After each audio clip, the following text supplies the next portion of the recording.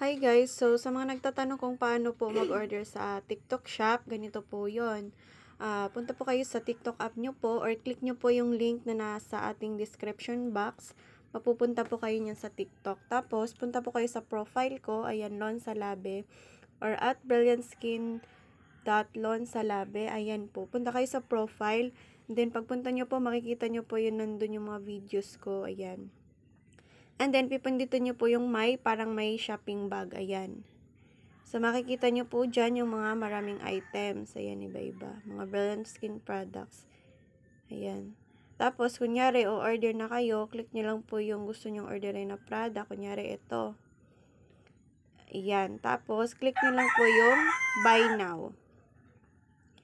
And then, mapupunta kayo dyan sa, ayan. Tapos, lagay nyo lang po dito yung address nyo, shipping info nyo, ganyan. Tapos, pili lang kayo kung COD or debit card, GCash, ganyan. Kunyari, COD gamitin natin, cash on delivery. Tapos, place order lang po. Pindutin nyo lang yung place order. And, ayan, makaka-order ka na po. Pwede rin kayong mag-message sa seller, ganyan. Okay, so, yun lang po guys. Thank you. Order na kayo.